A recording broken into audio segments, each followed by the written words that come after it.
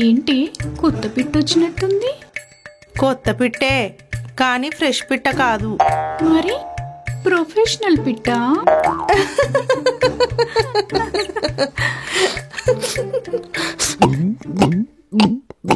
Fresh పిట్ట కాదన్నావు, మరి ఎందుకు అట్టో ఏడుస్తుంది? దాని మొగుడే దాన్ని ఇక్కడ వదిలేశాడు.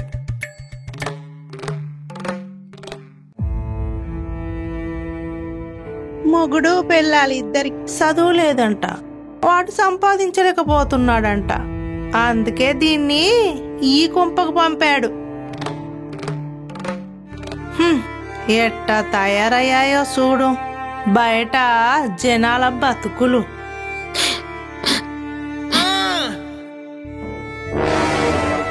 సరోజా, దీనికి మన ట్రైనింగ్ ఇవ్వు, మన కస్టమర్లు సాటిస్ఫై అవ్వాలి కదా.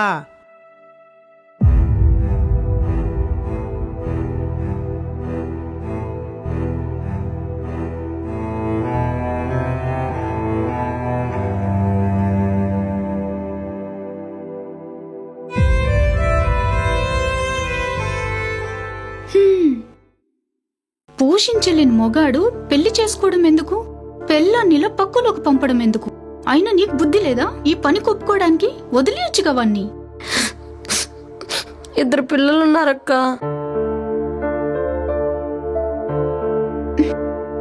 సరే వెళ్ళి స్నానం చేసి తిను. సరే అక్క.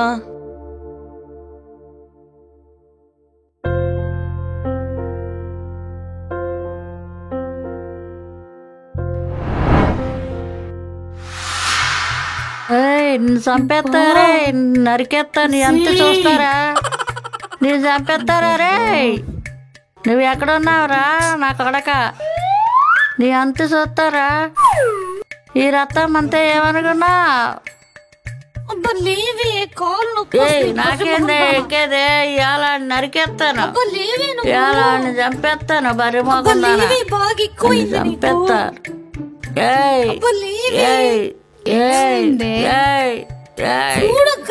చంపేస్తానే, ఇవాళ నరికేస్తానే, చంపేస్తానే. ఇవాళ వదలనే. నాకేం ఎక్కలేదు. వదలవే, నువ్వు వదలనే. ఈరోజు అని చంపబడతా. వదలండి, వదలండి. నేను అన్ని నరికేస్తానే, అన్ని చంపేస్తాను.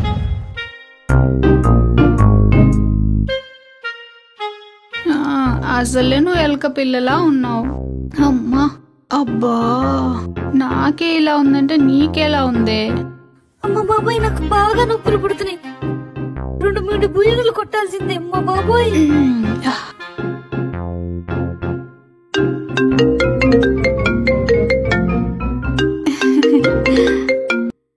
సరోజమ్మా, ఎట్టా ఉన్నావే? బాగున్నామ్మా. ట్రీట్మెంట్ మంచి జరుగుతుందా? జరుగుతుందమ్మా. చెల్లి తమ్ముడు బాగా చదువుతున్నారా? బాగా చదువుతున్నారు, నన్ను బాగా చూసుకుంటున్నారు. బాగా చూసుకుంటున్నారా? మా కోసం నువ్వు అక్కడ ఎన్ని కట్టాలు పడుతున్నావో ఏంటో తలుచుకుంటేనే బాధగా ఉంది సరోజమ్మా. నాకేంటమ్మా, మంచి జాబు, మంచి శాలరీ, మంచి ఇల్లు, హ్యాపీగానే ఉన్నాను. నువ్వు అస్సలు బాధపడకు. ఏంటోనే, నువ్వేం బాధపడకు, సరేనా? సరే అమ్మా. మీ చెల్లికి తమ్ముడికి రోజు చెప్తున్నా, మీకోసం నా కోసం అక్క అక్కడ చాలా కట్టాలు పడుతుందని. బాగా చదువుకోవాలని చెప్పమ్మా. బాగా చదువుకోమని, లేకపోతే అక్కలాగా కష్టపడాలని చెప్పు.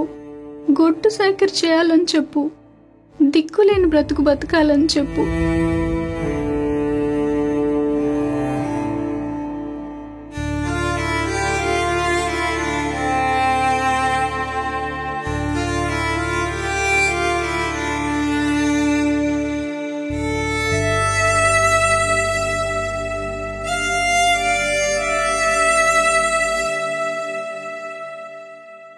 ఏంది అట్లా చూస్తున్నావు?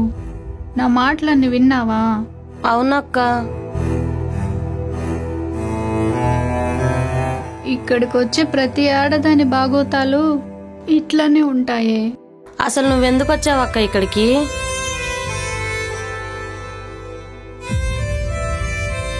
అయ్య అమ్మ పొలం పని చేసుకునేవాళ్ళు. పాతకాలం పల్లెటూరు మొద్దులు కదా, పొద్దునేమో పొలం పని, రాత్రి గట్టిగా పని చేసుకునేవాళ్ళు. పొలమని ముగ్గురిని కని పారేశారు. మా అయ్య మమ్మల్ని పోషించలేక పురుగుల మందు తాగి పైకి పోయాడు. కన్నాడు పోయాడు, పనికి మాలినోడు. 3 సార్లు పేగు తెంచుకుంది నా తల్లి. ముగ్గురిని నెలలు మోసింది నా తల్లే. బయటికొచ్చాక మమ్మల్ని మోయాల్సిందెవరు? నాన్న. కదా, ఏదో కనీసమే బయటికొచ్చాక కూడా నువ్వే మోసే అని చెప్పి పైకి పోయాడే నా పాపిష్టి నా అయ్యా. ఒక ఆడది ముగ్గురు నెట్ట పోషిస్తదే? సినిమాల్లోనో పుస్తకాల్లోనో అయిద్ది గాని జీవితాల్లో అవుద్దా? తిండి పెట్టడానికి నా సంకల్ నాకేదే నా తల్లి. ఏం చేస్తాం? తండ్రి వదిలేసినంత ఈజీగా తల్లి వదిలేలేదు కదా నీ బిడ్డల్ని.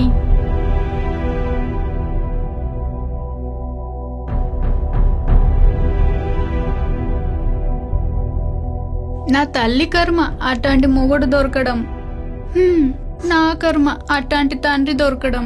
అక్కో నీకు బాగా ఎక్కువైంది, పద పడుకుందాం. ఎల్లహే, రోజు ఏటో అబద్ధంగానే బతుకుతున్నాం. తాగినప్పుడన్నా నిజంగా బతకనివే. నాకు 10 ఏళ్ళు వచ్చాక అప్పుడు అర్థమైంది నా తల్లి చెమట తాగుతూ రక్తం తాగుతూ పెరుగుతున్నానని. డిసైడింగ్ అయిపోయాను, పనికి పోయి తమ్ముణ్ణి చెల్లిని బాగా చూసుకుందామని. చెయ్యని పని లేదు. 2 సంవత్సరాలు గొడ్డు సాకరీ చేసినాను.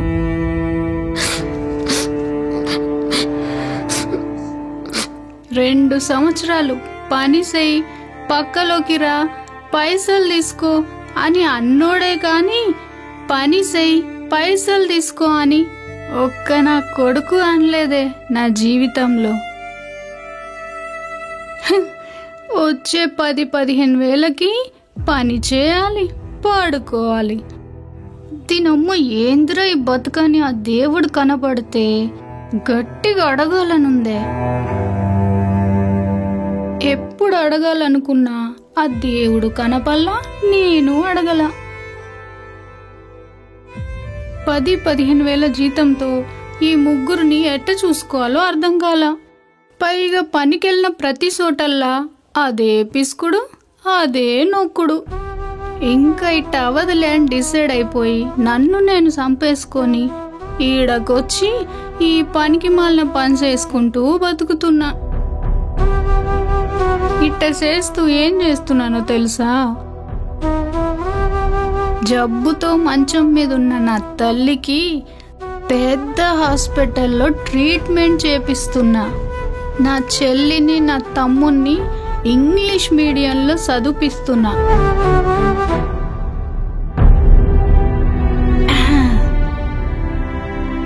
అది మ్యాటర్. నా గతం, నా బతుకు ఇలా ఉండడం వల్ల నేను ఈ దారి ఎంచుకున్నా. నా వరకు నేను తప్పు కాదే. ఏమో సుబ్బులు, ఏమంటావు? నేనేమంటా, నీకు బాగా ఎక్కింది అంట. యహనీ అమ్మ, నీది నాది దాంది మనందరిది ఒకటే కథే. కాకపోతే క్యారెక్టర్లు స్క్రీన్ ప్లేలు వేరే అంతే.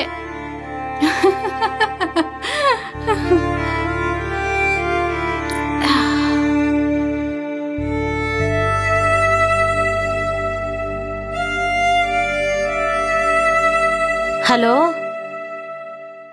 పిల్లల కోసం ఈ పని చేయడానికి ఒప్పుకున్నా. వాళ్ళని బాగా చూసుకో. వారం వారం డబ్బులు పంపిస్తాను. నా బాగోగులు అడిగే అర్హత నీ పోలిపోయావు.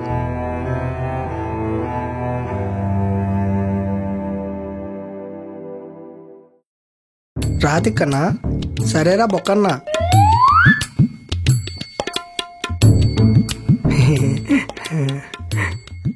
రండి రండి, బహుకాల దర్శనం. అరే బొక్కన్న బిట్టు భలే ఉందిరా. అవునరా తిక్కన్న, బిట్టు భలే ఉంది. రే బొక్కన్న, ఆ బిట్టు నిన్నే చూస్తుందిరా, నన్ను చూడట్లేదు. ఏంటి నన్నే చూస్తున్నావు? నా తమ్ముడు కూడా చూడు. రే బొక్కన్న, ఆ బిట్టుకు నేను నచ్చలేదు అనుకుంటాలేరా, నేను వెళ్ళిపోతాలేరా. ఎక్కడికి వెళ్ళేది? ఆగు, తొక్కితే ఇద్దరం దొక్కాలి, ఎక్కితే ఇద్దరం ఎక్కాలి.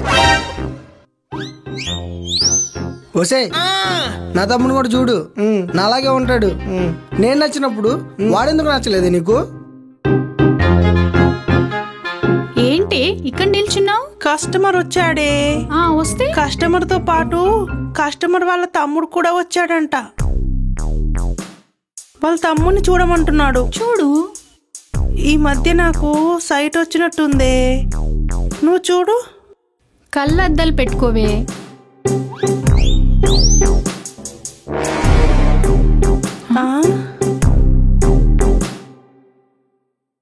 ఎవరు లేరు కదా.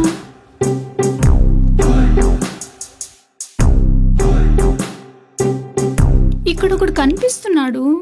పక్కన వాళ్ళ తమ్ముడు ఉన్నాడంట.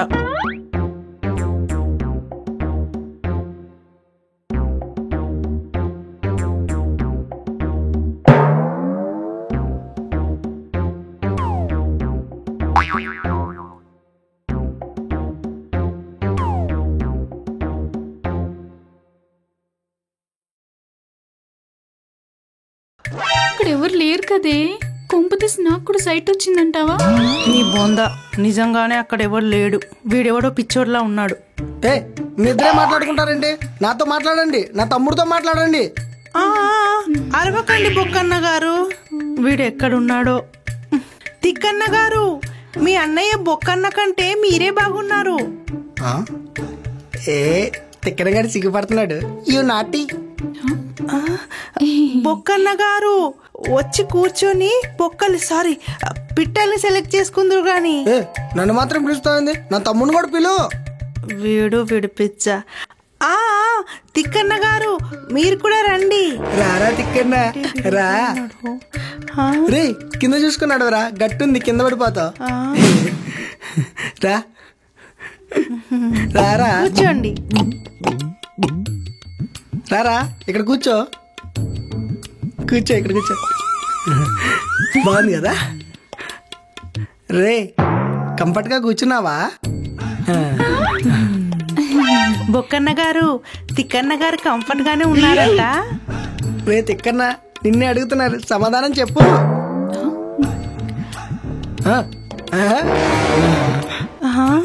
నీకు కనిపిస్తుందా ఏంటి? మొక్కలేంటి దున్నకు తొడుకొచ్చినట్టు అలా పెట్టారు? సమాధానం చెప్పాడుగా. సమాధానం చెప్పాడా? సారీ బొక్కన్న గారు, ఈ మధ్య చెవులు వినపడట్లేదు. మీకు కళ్ళే కాదు, చెవులు కూడా పని చేయట్లేదా? బొక్కన్న గారికి తిక్కన్న గారికి కాఫీ ఏమైనా తెమ్మంటారా? ఆహా, కాఫీలో మత్తమంది కలిపి మా దగ్గర డబ్బులు కొట్టేద్దాం అనుకుంటున్నారా? అవేం కుదరవు. ఓసే కాంతం, ఆల్రెడీ బొక్కన్నగాడి బుర్రకి బొక్కున్నట్టుంది. నువ్వు గనక పర్మిషన్ ఇస్తే రాత్రి తాగిన బీర్ బాటిల్ పగలగొట్టి వీడి బాడీ మొత్తం బొక్కలు పెడతా. ఒసేయ్, నీకు దండం పెడతానే, వచ్చిన కస్టమర్ని బొక్క పెట్టకు. అయ్యో బొక్కన్న గారు, ఎక్కడికి వెళ్ళిపోతున్నారు? మీరేదో మాట్లాడుకుంటున్నారు కదా, ఈ లోపు చాయ్ తాగొద్దామని తమ్ముడు అంటే బయటకు వెళ్తున్నాం. అయ్యో రండి తిక్కన్న గారు, కూర్చోండి, మీతో మాట్లాడడానికి కదా మేము.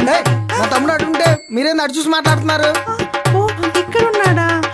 అయ్యో సైట్ కదా, రండి తిక్కన్న గారు కూర్చోండి.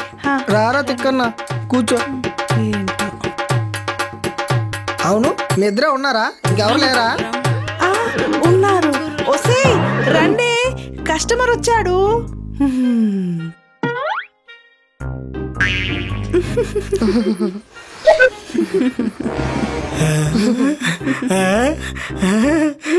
రే తిక్కన్న చూడరా.